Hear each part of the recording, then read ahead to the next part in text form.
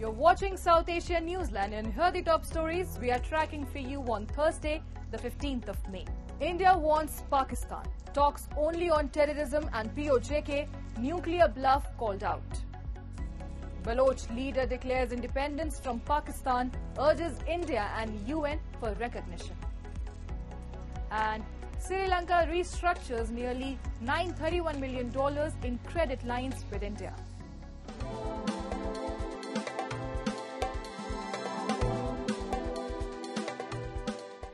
And now for all the details. As tensions looms between the two nuclear-armed neighbours, India's top leadership reiterated that talks with Pakistan will only happen over terrorism and Pakistan-occupied Jammu and Kashmir.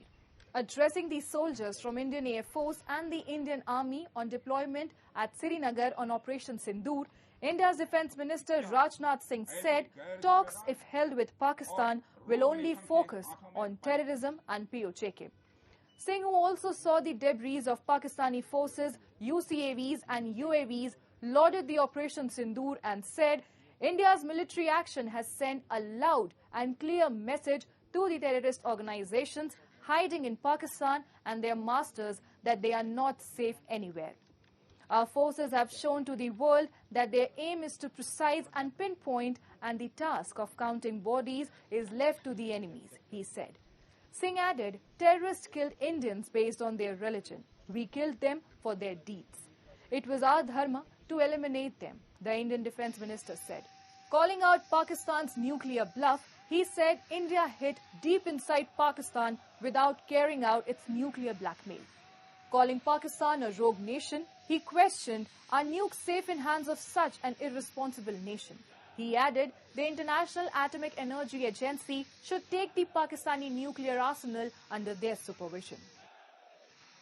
आतंक और बातचीत कदापि एक साथ नहीं चलेंगे और अगर बात होगी तो आतंकवाद पर होगी और पाक ऑक्युपाइड कश्मीर पर ही होगी. Echoing a similar stance, India's Foreign Minister S. Jaishankar said India is open to discussion with Pakistan on Kashmir only if the talks are on Islamabad vacating the illegally occupied territories belonging to India. Reiterating Prime Minister Modi's stance, Jaishankar said India is very clear that talks with Pakistan will be only on terror. Pakistan has a list of terrorists that needs to be handed over, and they have to shut down the terrorist infrastructure. They know what to do. We are prepared to discuss with them what is to be done about terrorism, he added. He further said the Indus Waters Treaty will remain in abeyance until the cross-border terrorism by Pakistan is credibly and irrevocably stopped. That the only talks with Pakistan will be on terror. That Pakistan has a list of terrorists who need to be handed over. They have to shut down the terrorist infrastructure. They know what to do. We are prepared to discuss with them what is to be done on terrorism. Those are the talks which are feasible. And 2 days after Indian forces gunned down 3 terrorists affiliated to Pakistan-based terror outfit Lashkar-e-Taiba in Shopian in India's Jammu and Kashmir, a similar operation was launched by joint forces in Tral. In a statement, the Indian Army said a joint operation with J&K Police and CRPF was launched in another region of Tral over intelligence input on presence of terrorists. The statement further said on being challenged, terrorists opened heavy fire and fierce gunfight ensued. The firefight had resulted in neutralizing of 3 hardcore terrorists till the last reports came in. This is the second such operation in a span of 48 hours and comes in the aftermath of India's Operation Sindoor against terror outfits based in Pakistan-controlled regions. The army said the terrorists eliminated in Wednesday's operation were affiliated to LET and its proxy in the region, TRF, actively involved in recent terror activities. While military operation continues in Jammu and Kashmir, India has begun approaching partners at the United Nations Security Council for sanctioning TRF. According to sources, India is actively engaging with the United Nations to address terrorism, particularly in the context of the Pahalgam terror attack. On Wednesday, an Indian technical team also held meeting with the monitoring team of the 1267 Sanctions Committee and other partner countries in New York. India has said it will pursue the sanctioning of TRF as terrorist entity.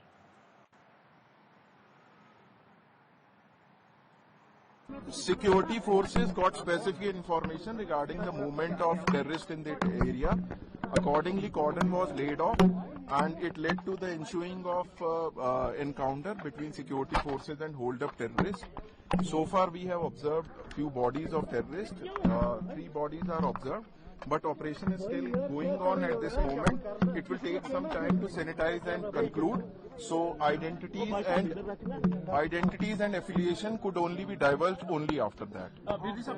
And as a fragile truce looms between New Delhi and Islamabad, Pakistan Prime Minister Shehbaz Sharif has appealed to India for holding talks with India on all contentious issues between the two nations, including the water treaty.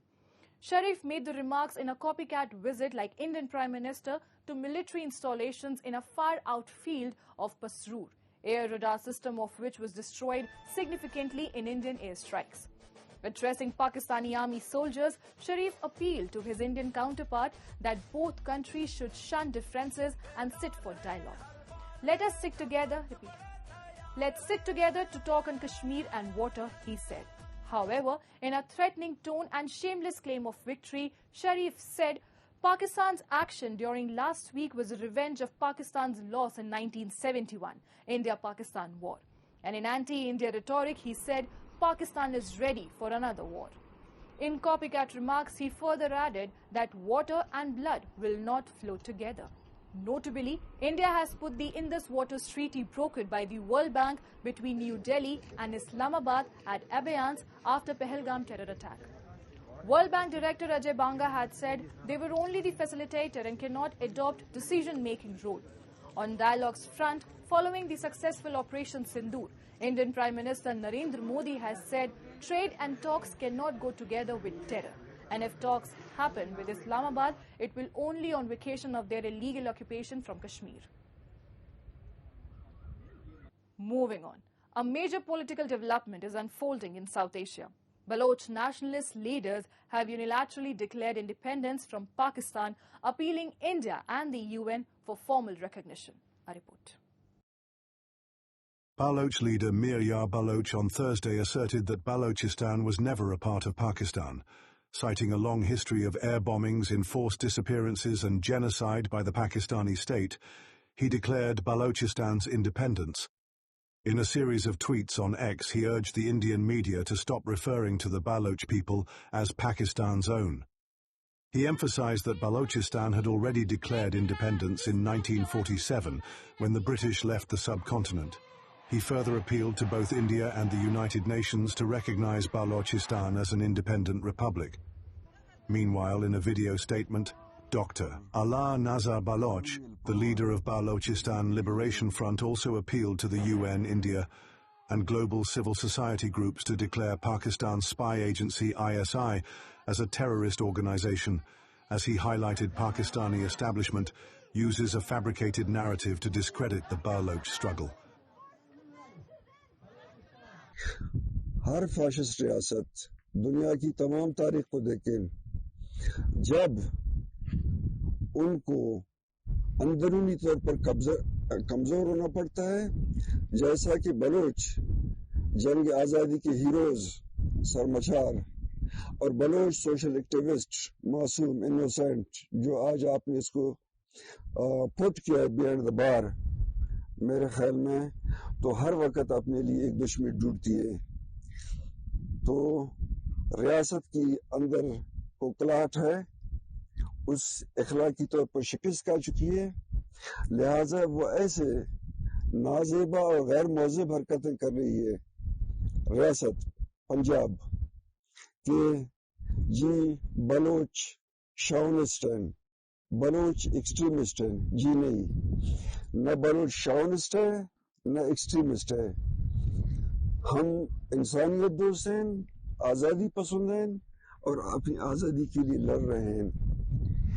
बलोचियों की जो कबूलियत हासिल रही है हाल ही में पूरी दुनिया में narrative को, तो इसको काउंटर करने के लिए एक नैरेटिव गढ़ा गया, तैयार किया गया। पाकिस्तानी एस्टेब्लिशमेंट और उनके दलालों और बलोचों की जो फिफ्थ कॉलमिस्ट हैं ट्रेटर्स हैं उनके जरिए कि ये पंजाबी मासूमों को मारते हैं. Activists highlight the crisis spans borders and continues to push thousands of Baloch people into exile. In both Iran and Pakistan, the Baloch face extreme forms of repression, from extrajudicial killings and enforced disappearances to execution and systemic discriminations. These violations deny our people even the most basic rights and opportunity for development. This situation has also forced tens of thousands of Baloch to leave their homeland in search of safety, only to face new hardship and vulnerabilities as refugees in other parts of the world. Balochistan, a key region in China's multi-billion-dollar China-Pakistan economic corridor, has long faced rights abuses and resource exploitation by both Islamabad and Beijing.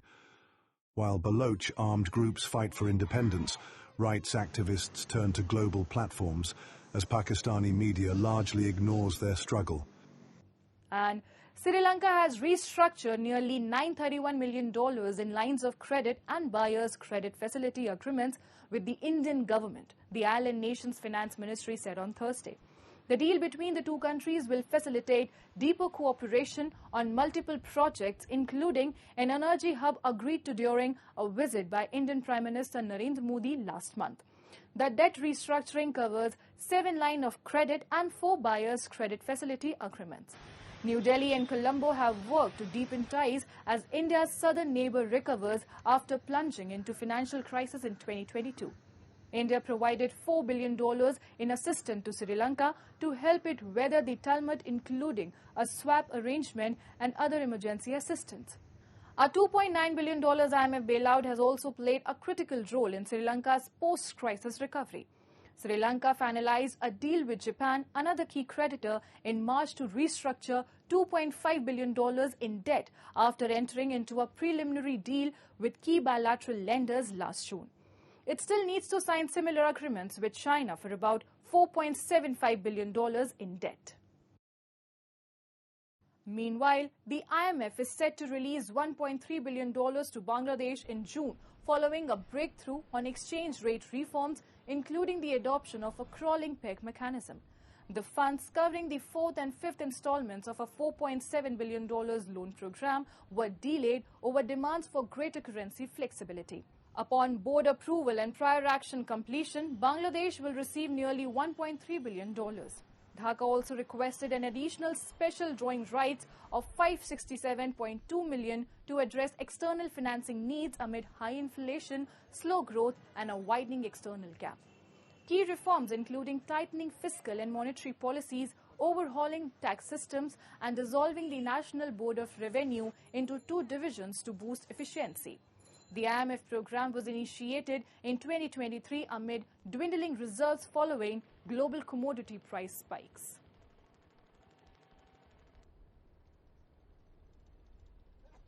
That's all in tonight's edition. We will see you same time tomorrow. Till then, good night.